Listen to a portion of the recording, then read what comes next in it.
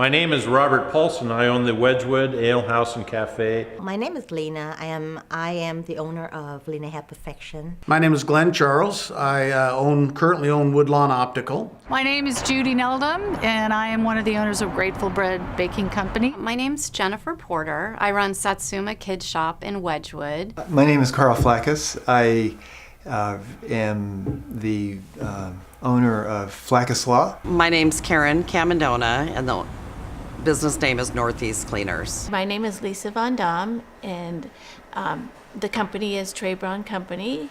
I'm Nancy Cahill. I'm one of the founders of the law firm Holman Cahill Garrett. I'm Nancy Cole, and my business name is Shampoo Bar. I've been here since 1992. I've been at this company since 1978. We're dry cleaners. We do commercial laundry and dry cleaning, and we've been here since 1965. It's been operated since 2005. We've been here over 20 years. I'm very concerned about the city's plan to introduce bike lanes along 35th Avenue Northeast.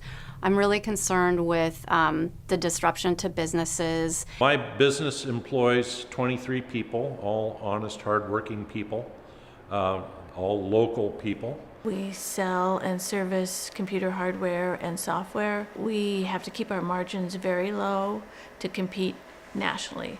Business small like this is struggle every single day and trying to keep it going. Probably half of our clients are 60 years of age or older, and they come and they park on the street. They come in to see us for an hour or two.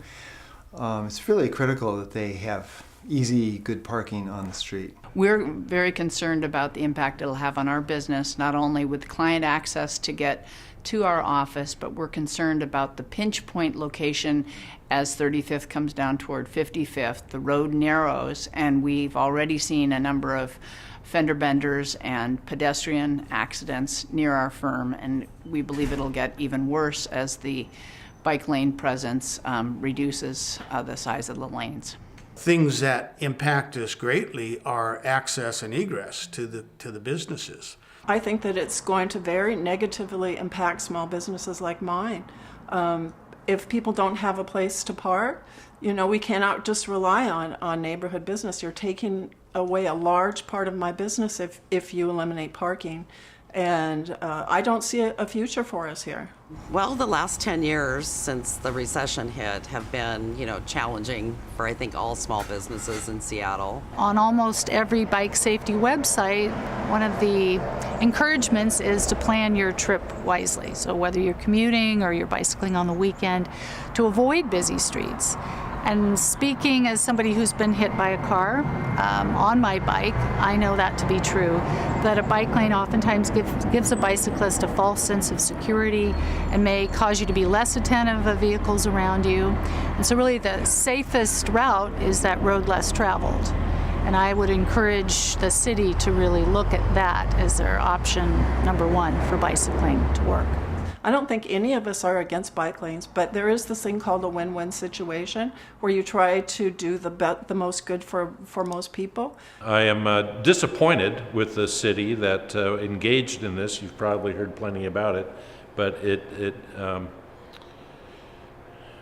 rankles me that the city and the Department of Transportation will not listen. But I know that it will impact my neighboring businesses that rely on the on-street parking. It could cause some overflow into my lot from people visiting other businesses that don't have the adequate parking spaces.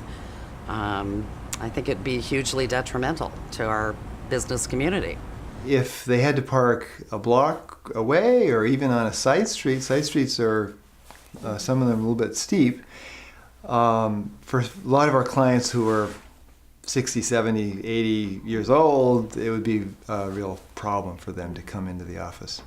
Sometimes I just want to cry because every day I have to worry about if customer coming in or did they find the parking or how I'm going to pay the rent, I'm going to do all this. It makes me cry, really. I personally do not understand why the bike lanes can't be on 39th and 40th. I know bicyclists who prefer that avenue over any thought of getting involved in bicycling on 35th, which is a very, very busy avenue. with the new proposal for the upcoming bike lanes, I have several concerns. The first is, of course, being very selfish to try to protect my business. If we limit even more parking and make it even more difficult, there's too many options for people. They don't tolerate inconveniences like they once did. And it's just easier to go home, go online and buy a pair of glasses, or go to their doctor's office and buy glasses. So I see this as potentially a final nail in the coffin for a company that's been around for over 70 years. Yeah, I think it'll be a pretty big challenge for small businesses like mine who rely on both foot traffic, but more importantly, available parking and vehicle traffic to walk in the door and create that sense of community too. I mean, I have parking right outside of my business, which is integral to a successful operation. Our service technicians all need cars to go to the job sites. So very rarely can they use other modes of transportation. I have a lunch business here that's a little fragile, and I have a feeling that by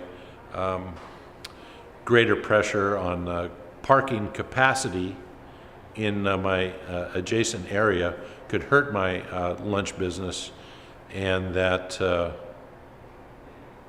I could potentially lose a couple of jobs for people by not being able to have enough traffic or revenue to continue operating that lunch business.